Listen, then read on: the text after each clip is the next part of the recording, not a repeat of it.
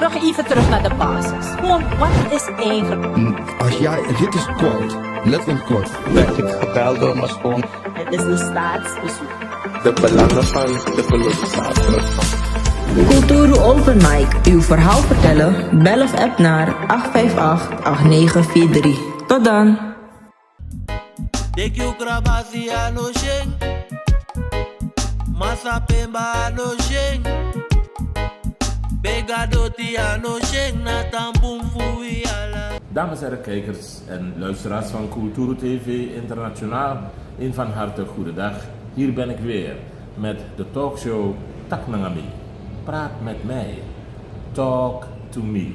Vandaag ben ik in een prachtige ambiance, een geweldige sfeer, een mooi etablissement, een mooie ruimte.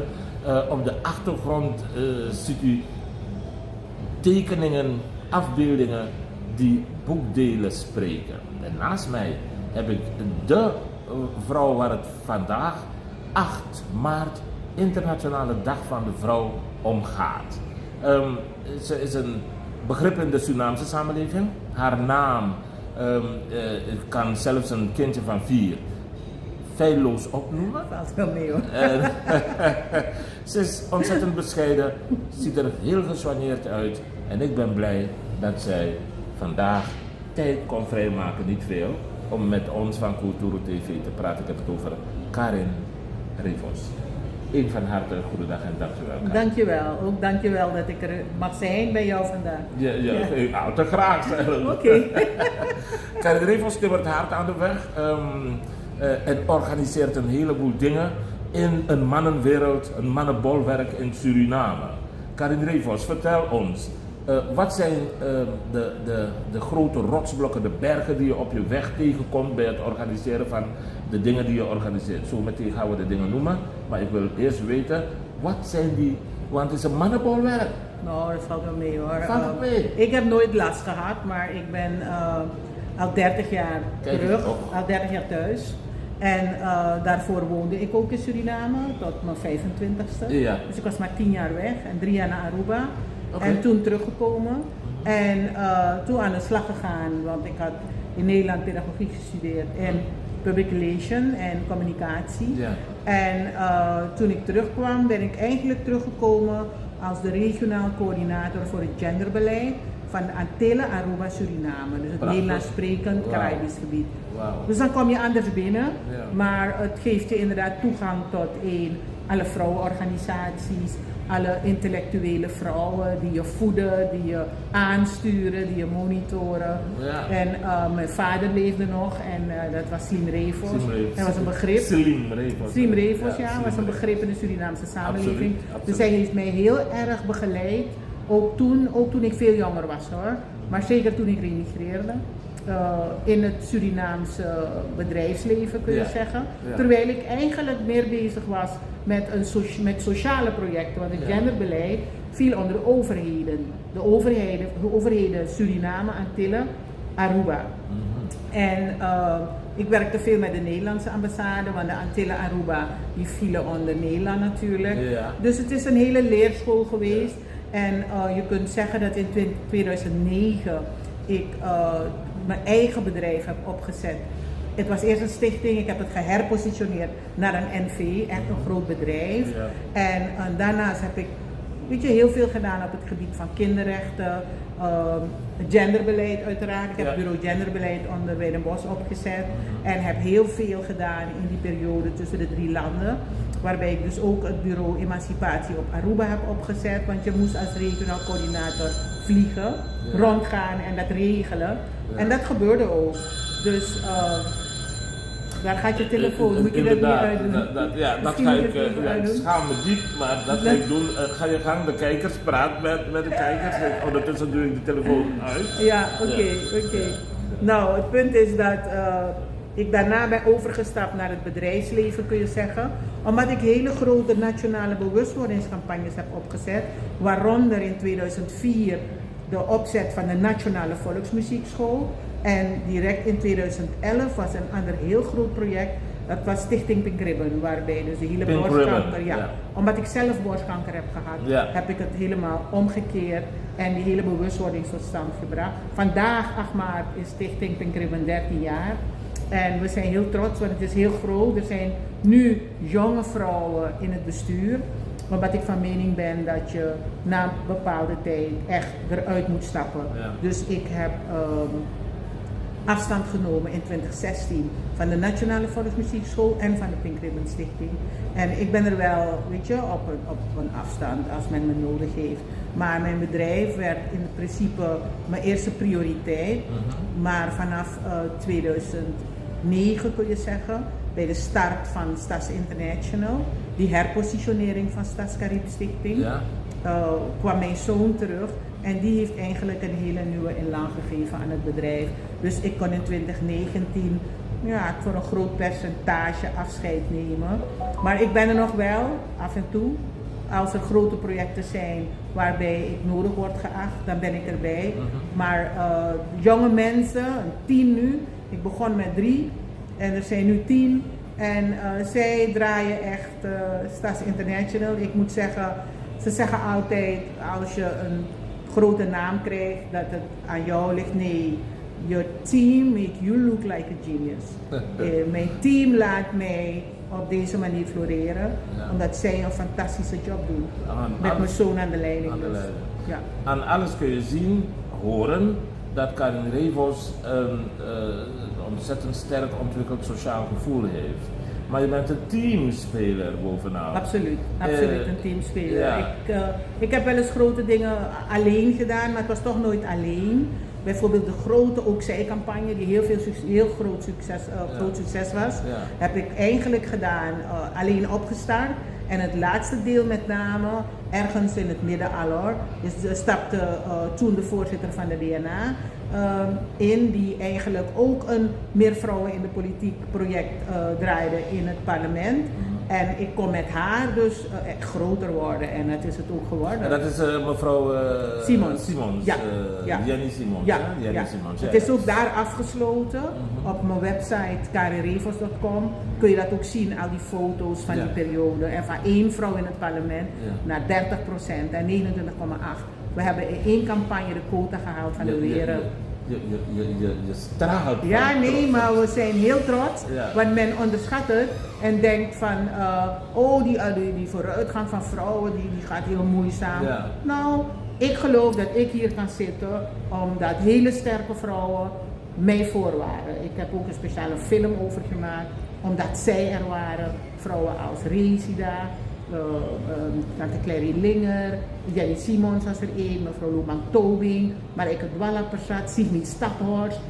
Dat zijn vrouwen die echt hebben gevochten voor die positie van de vrouw, waaronder het opheffen van die handelingsonbekwaamheid hier.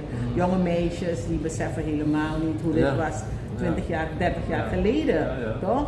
Nee, dat is 82, 45 jaar geleden, dat vrouwen niet eens een huis konden kopen en niet een auto konden kopen of een man moest meetekenen. Dus die vrouwen hebben een harde strijd gevoerd. Ik weet dat Sigmund Staphorst met name ook een hele harde strijd heeft gevoerd, waardoor er nu zoveel meisjes in de technische beroepen zitten, op het NATIN. Ze heeft me ooit verteld dat ze huis aan huis ging om ouders ervan overtuigen dat meisjes best een geweldig technisch inzicht kunnen hebben.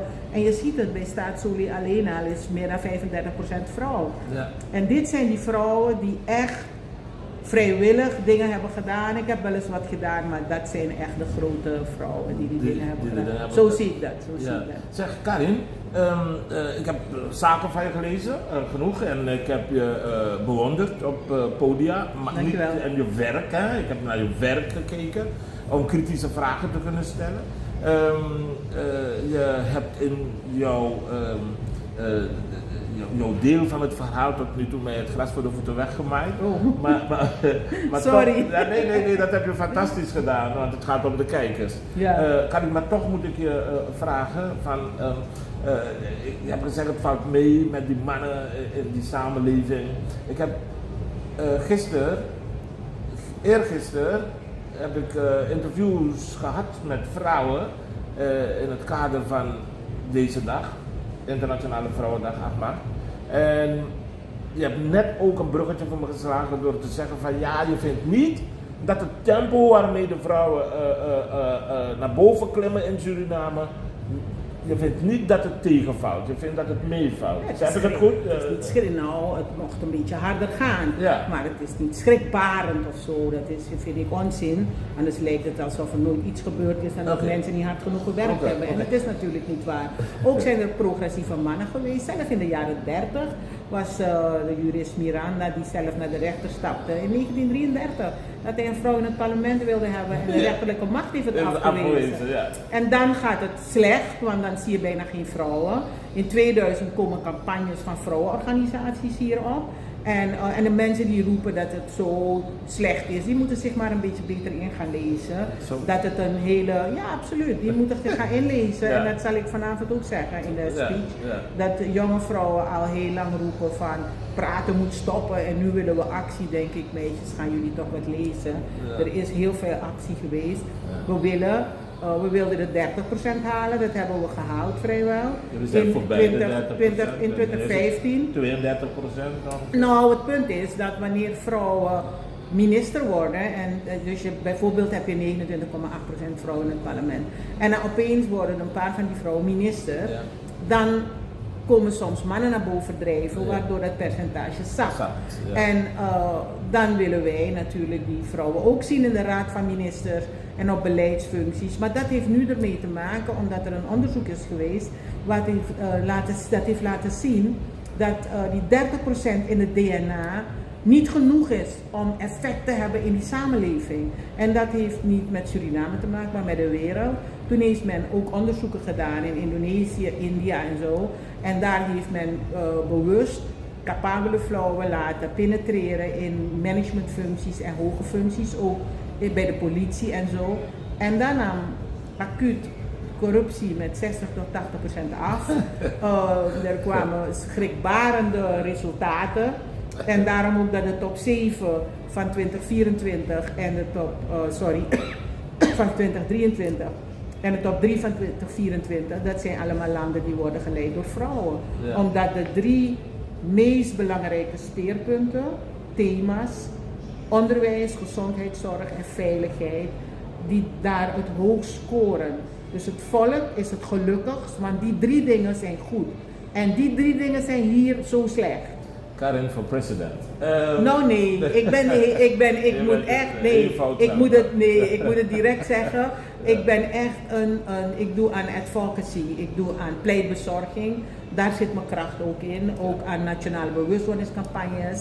En daar wil ik ook blijven. Ik zou mij niet in een politieke organisatie scharen.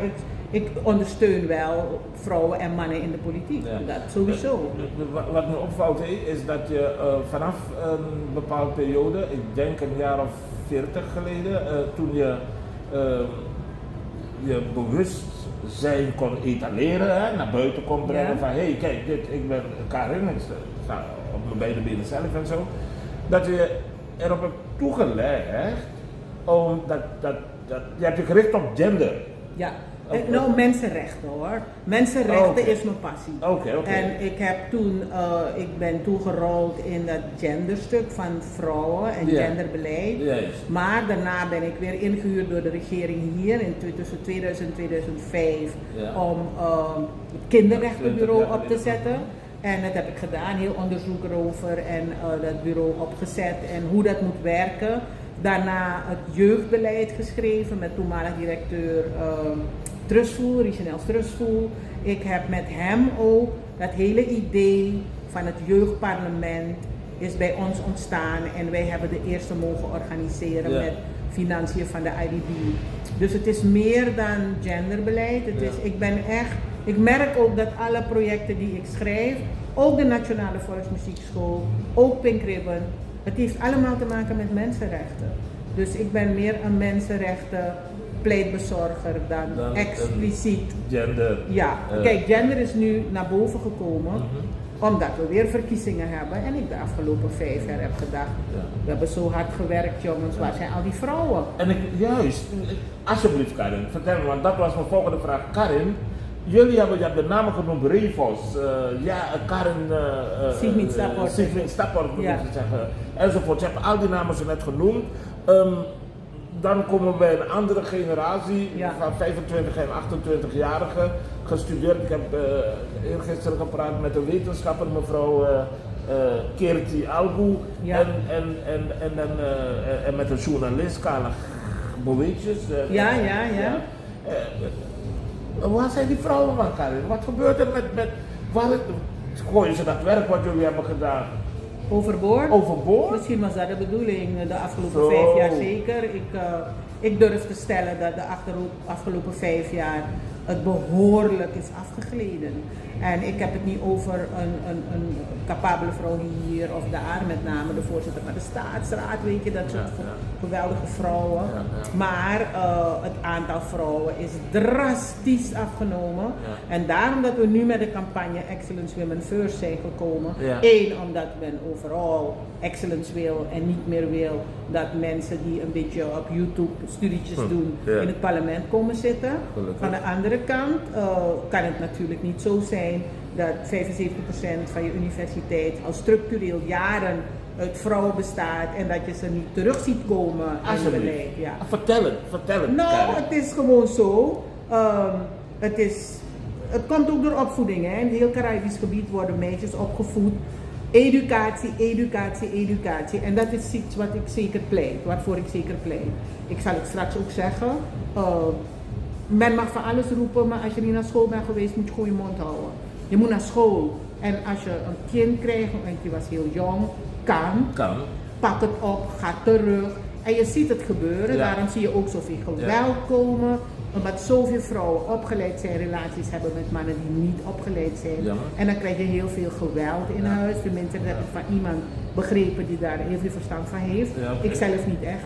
Maar het punt is dat wij willen dat vrouwen terugkomen en zichtbaar worden. Eerst na 25 mei 2025 op die DNA-lijsten. Die lijsten van die politieke partijen. En na 25 mei in alle hoge instituten van staat. DC's, RVC's van staatsbedrijven, beleidsadviseurs, ministers, raad van ministers, VP eventueel. En als het even kan, mag de president ook een vrouw zijn. Dus daar gaan we naartoe. En het heeft niets te maken met mannen willen we niet. Het is historisch zo geweest dat mannen in de politieke partijen waren. En dat is, begrijp ik ook wel. En slavernij was ook ooit de norm. En het is nu niet meer.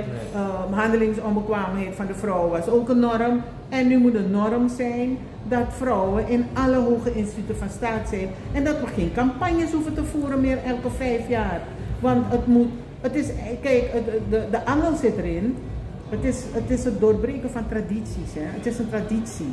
En we doorbreken het en dan krijg je weer partijen in de coalitie die gewoon dat niet doen. Toch? En dan moeten we weer terugslaan en nu weer komen. Maar we moeten het doen en ik denk dat jonge generaties na mij hun poot stijf moeten houden. En ik ben niet zo een voorstander van het woord ze moeten kansen krijgen. Nee, ze moeten kansen nemen. En ze moeten geen kansen krijgen, je moet het nemen.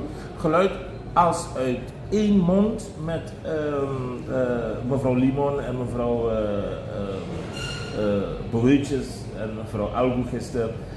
Vrouwen krijgen geen kansen, vrouwen moeten kansen nemen. Nee, ik ben niet daar. Nee, ik vind dat als mensen dat roepen, dan moeten ze zich een beetje beter gaan inlezen. Nee. Het is gewoon niet waar. Dat ze kansen moeten krijgen. Wat is dat nou voor onzin? Ze gaan naar school. Je kan ze nemen. En kijk, als je in de politiek wil in Suriname, dan moet je je aansluiten bij een politieke partij. Ik wil niet in de politiek, dus ik heb daar niks te zoeken. Maar het systeem is nou eenmaal zo. Daar is de weg. Daar is de weg. Dus als je niet wil, dan is het geen issue, dan moet je gewoon niet gaan. Maar ik stimuleer jonge vrouwen en ons project van nu met UN opgestart en met Binnenlandse Zaken heeft zich daarom geconcentreerd op niet alleen meer vrouwen in de Nationale Assemblée, maar in alle instituten van staat. 1. 2. Het tweede onderdeel was trainen van jongeren en vrouwen uit politieke partijen. Dat heeft plaatsgehad tussen augustus en december. Verder zijn ook getraind instituten van verkiezingsautoriteiten van het ministerie, zoals OKB, CHS, districtscommissariaten.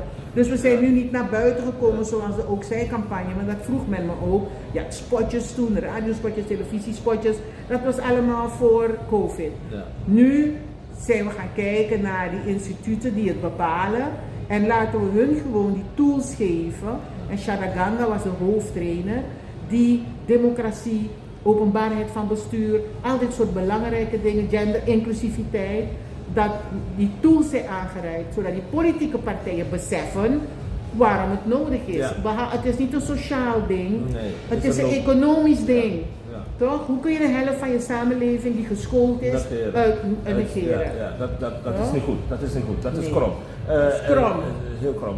Zeg Karin, ik heb het geluk gehad om de constructie van jouw gigawerk van dichtbij te mogen zien. Ik heb het niet helemaal zo close-up, maar recentelijk heb je nog is er een hele grote meeting geweest in Torarica met de directeur van Staatsolie, de directeur van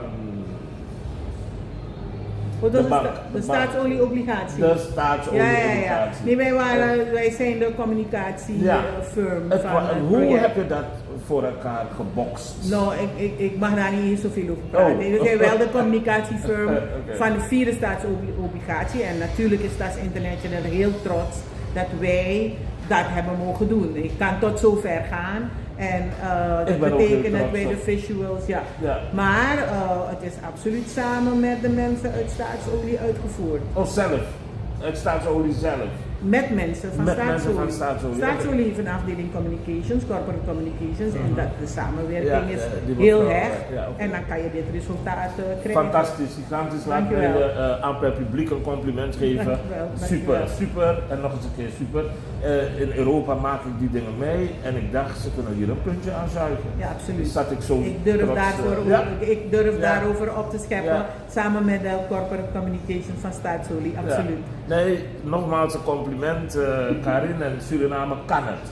Absoluut. De vrouwen in Suriname kunnen het. Absoluut. Overal. Ik durf te stellen, ik dacht dat het 2000 was die verkiezing met V7 geloof ik.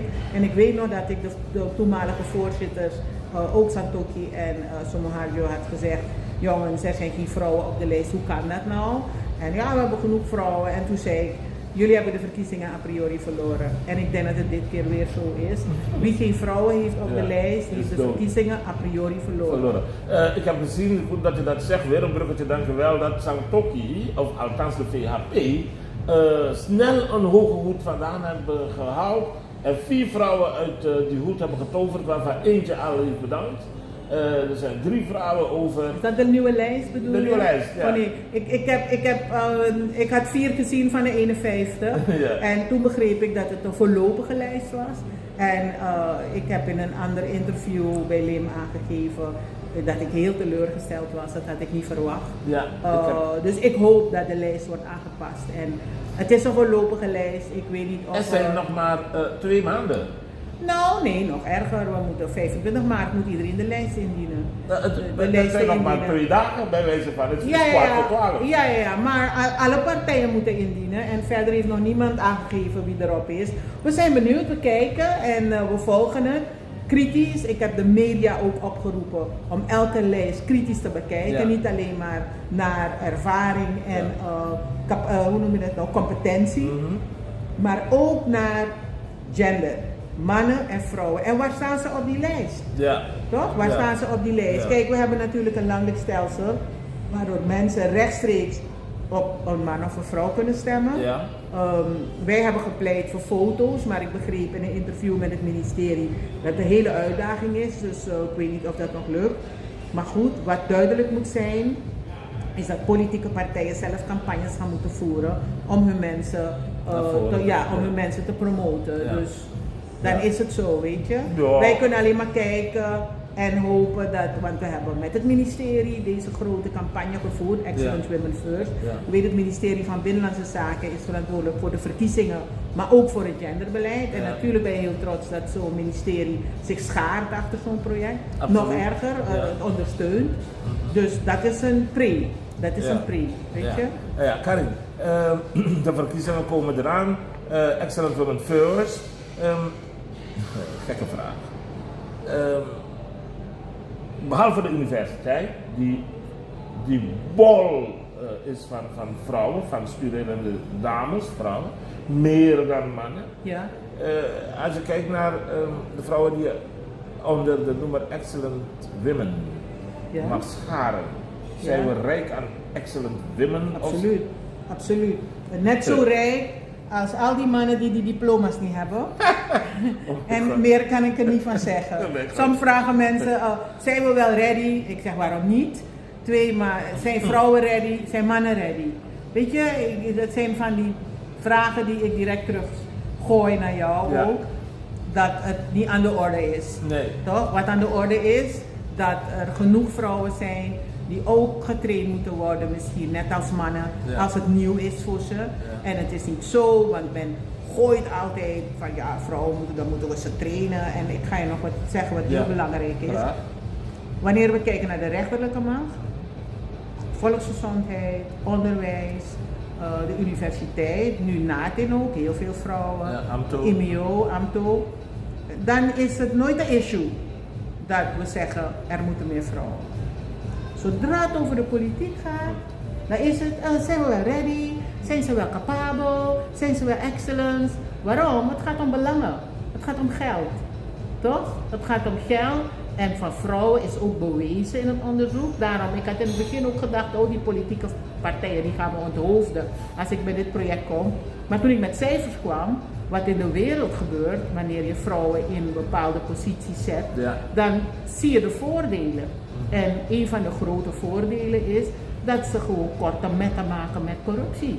Daarnaast zitten ze vaak niet in die netwerken, in die grote infrastructurele bouwwerken. Daar zitten ze niet. Ja. En daar vindt vooral heel veel corruptie plaats. Ja. Dus Ja. ik pleit ervoor met heel mijn hart. Ik heb er passie voor. Iedereen die dit heel graag wil, zou ik echt aanmoedigen om het ook te blijven doen. Maar je ook in te lezen over hoe de geschiedenis was, zodat we niet van alles gaan lopen roepen, maar ook heel goed kijken van wat gebeurt er werkelijk. En blijven pleiten, aan pleitbezorging doen, zodat we inderdaad excellente mannen en vrouwen op die lijsten krijgen. Ja. Het gaat om die democratie. Het is geen vrouwen-issue, zeg ik. Het is een democratie-issue. Ja. Het is een mensenrechten-issue. That's it. We stevenen af op het einde van dit vraaggesprek, omdat je Ja, ik moet- belangrijk ik moet weg, ja. Zometeen keynote speaker, hè? Ja, ja. Zometeen. Waar ga je het over hebben, Karin? Het thema van dit jaar voor Internationale Dag van de Vrouw is Accelerate Action. Betekent versnel die actie. Het moet nog sneller gaan. En ik kom dus met dit voorbeeld waarbij het belangrijk is dat uit die Sustainable Development Goal nummer 5, Gender Equity, gelijkwaardigheid, Ja. waarom het zo belangrijk is dat we die kant op kijken en dat we moeten blijven meten, tellen hoeveel vrouwen, wie zijn die vrouwen, wat doen die vrouwen. En daar ga ik het over hebben, want daar gaat die Accelerate Action over. Karin, kijk eens, hoe de afgelopen 5 jaar, omdat de president van Suriname, de heer Chandrika Prasad Santokhi, gezegd heeft dat hij graag de president wil zijn van 1 miljoen Surinamers, heeft hij ook gepraat over een Bromtijari, allemaal holle klanken. Maar misschien is de intentie meer waard dan de daad zelf. Maar wat ik wil weten, hoe groot is de behoefte aan expertise en fysiek contact, mensen uit de diaspora? Ja. Nou, ik kan je alleen mijn eigen mening geven, Ja, want graag. ik ben niet verbonden aan geen enkele Nee, politieke partij. gelukkig niet. Nee, anders kan ik dit niet doen. Weet Nee, je? daarom. Ik wil boven politieke partijen Daarom blijven gelukkig staan. Ik vind het heel interessant. Ik volg ook programma's uit Nederland, podcasts, niet allemaal, want een paar vind ik zwaar irritant. Weet je, als iemand gewoon 10 hoog achter alleen maar vuil zit te spuwen op Suriname, Ja. dat trek ik niet. Dus dan moeten ze vooral blijven doen. Ik trek het gewoon niet. Ik denk wel dat er heel veel samenwerkingsverbanden verbanden kunnen zijn. Maar ik vind ook, toen ik naar Nederland ging en ik was 24, Ja.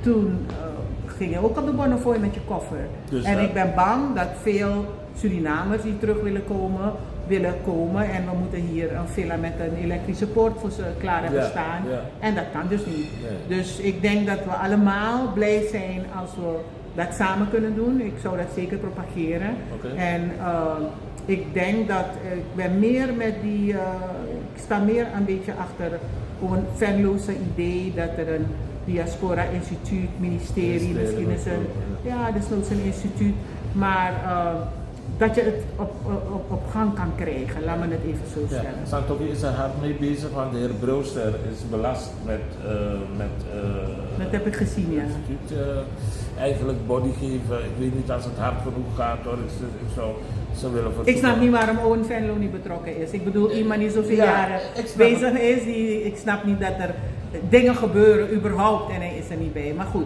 snap ik het bemoei ook. me daar verder Ik niet snap mee. het Ik ook. hoor het allemaal wel. Maar je mag het uitspreken, want het is Cultuur TV, station Ja, bij nou, ik zeg Oelele. het gewoon wel, Ja. Owen. Je weet dat ik heel erg gecharmeerd ben van jouw Ja, idee. ja. En ik heb het hem erover geappt. En ik vind het gewoon schandalig dat zo iemand niet betrokken is. Gewoon, dat is echt vreselijk. Ja. Maar goed, dingen gebeuren.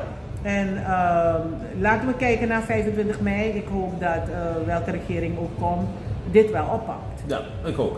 Zeg Karin, we zijn begonnen jou te vragen. Zonder toestemming heb ik je getutoieerd. Je hebt me niet gedaan. Nee, dat vind ik Dankjewel. helemaal niet erg. Oh, dankjewel. We zijn begonnen om je te vragen, als de vrouwen in Suriname, als vrouw, waar botsen ze tegen? Welke rotsblokken, welke bergen moeten ze verzetten om daar te komen naast die man? En als het moet, op basis van hun capaciteiten, zelfs voorbij die man. En je hebt dus aangegeven dat het de goede kant op gaat. Hè?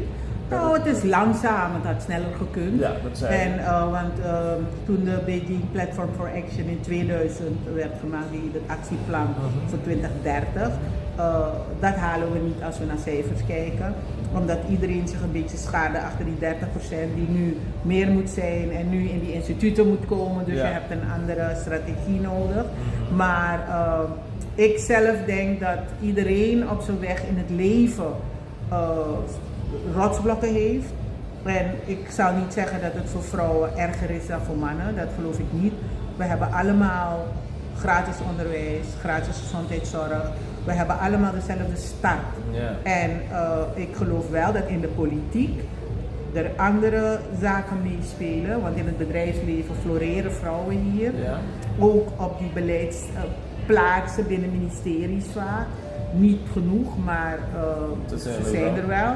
Dan is die minister weer een man die verantwoordelijk is en die het niet goed doet. Maar het punt is dat je hebt altijd struikelblokken en rotsblokken in het leven algemeen. Dat is waar. En soms moet je inderdaad als vrouw harder knokken om er te blijven. Ja. En dan moeten we die battle nemen. Toch? Men zegt van als die deur gesloten is, dan moet je hem open duwen. Ja, je moet er wat, Je moet er wat voor doen. Ja. Karin, ik ben door mijn vragen heen bijna. Ik ga je bedanken. Ik dank jou ook. Ja, welkom. Maar tot slot, en ik vond het een briljante vraag. Het is niet uit mijn eigen koker gekomen, ik heb het geleend van iemand. Als je naar de samenleving zou kijken en je zou al die politieke leiders wegdenken, allemaal wegdenken die nu aan het wegdenken. Wie zou volgens Karin Revos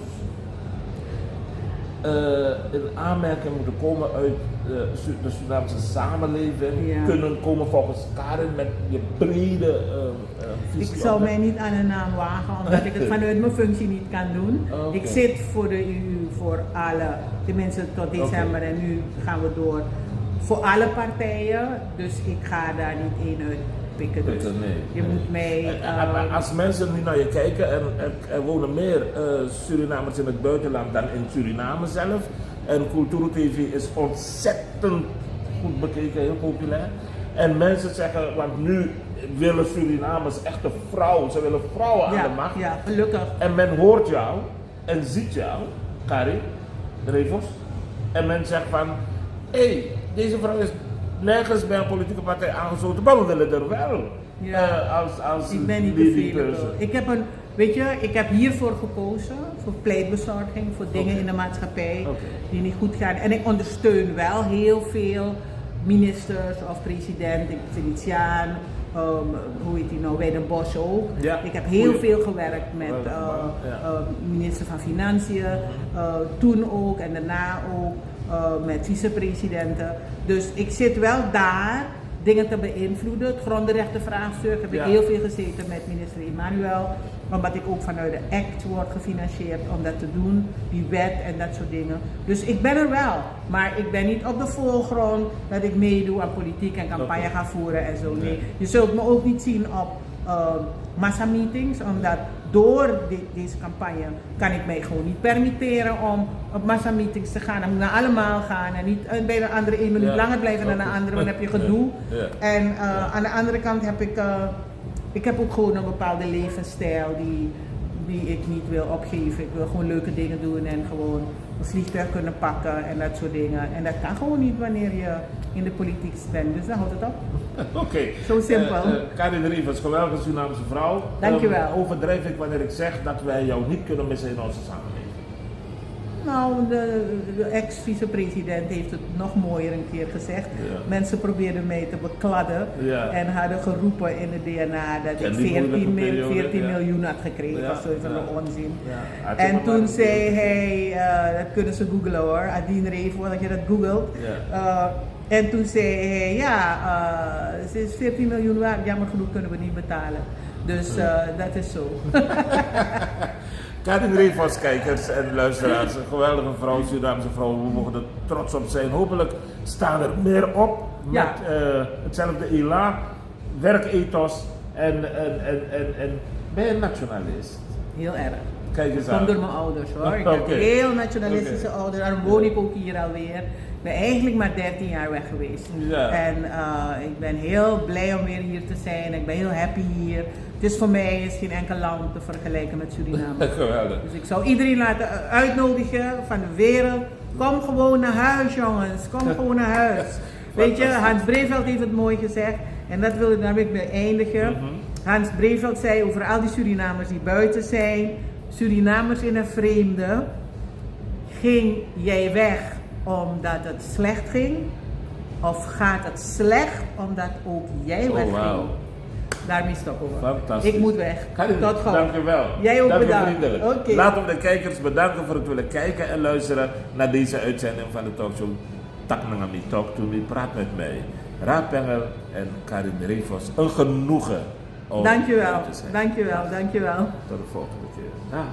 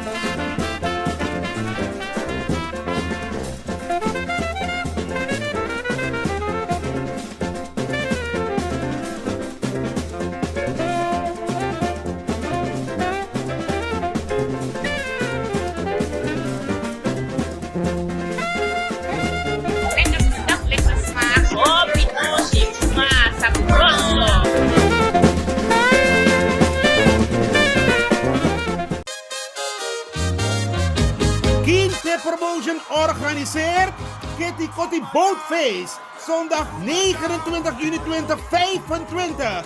Vaar en swing mee. Opstaptijd 3:30 's middags. Afvaart 4 uur. Terug 9 uur 's avonds. Toegangsprijs €50. Aan boord €55. Line-up Sabaku, Corona Band en DJ Roy C. Voorverkoop van kaarten, Ricardo's Eethuis en Nieuw Draver, Surinaamse keuken aanwezig. Let op, eigen drank aan boord is niet toegestaan. Met jou wil ik niet dansen. Zondag 29 juni, Kitty Kotti Bootfeest. Opstapplaats, de Ruiterkade 14 achter het Centraal Station. Dresscode in de kleuren van de Surinaamse vlag. Voor info bel 06 311 647 03 /06 870 98312. Attenzo! No hoor not lo, tambri binus refi. Una de wedstrijd na man. Vaderland, Suriname is je vaderland. Gautrade Logistics aan de Indira Gandhiweg 619A en Direct Freight Services aan de Polakstraat 10 te Paramaribo is een logistiek dienstverlenend bedrijf dat lucht- en zeevracht verstuurt voor zowel bedrijven als particulieren naar bestemmingen wereldwijd. We zijn langer dan 10 jaar actief op de expediteursmarkt in Nederland en we zijn een vertrouwd adres binnen de gemeenschap. We kunnen van alles voor u verzenden, zoals geschenkpakketten, auto's, fietsen, handelszendingen en containers.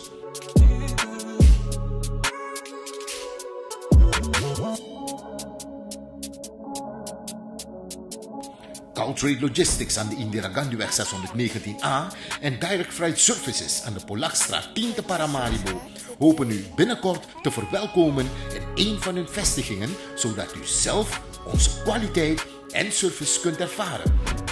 Tot gauw!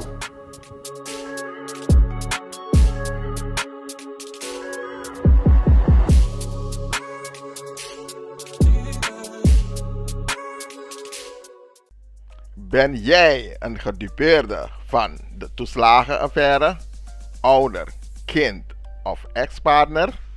Ga dan naar stichtingherstel.nl. Herstel met dubbel L. Met Stichting Herstel kom je er wel.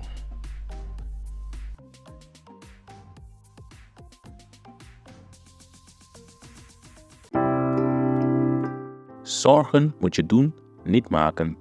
Zorg is persoonlijk. Onze jongste patiënten krijgen daarom bij de huisartsenspoedpost ook een persoonlijke behandeling.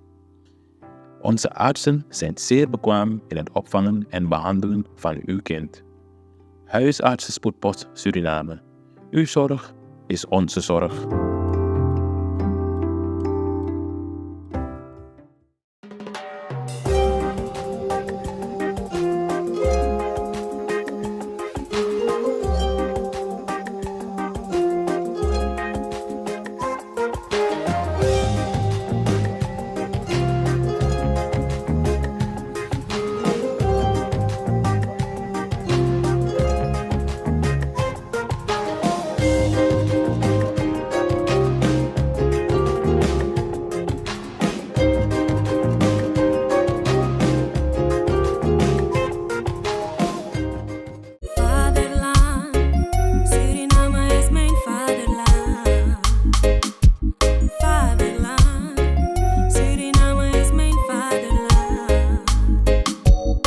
www.culturo.com for the generation then.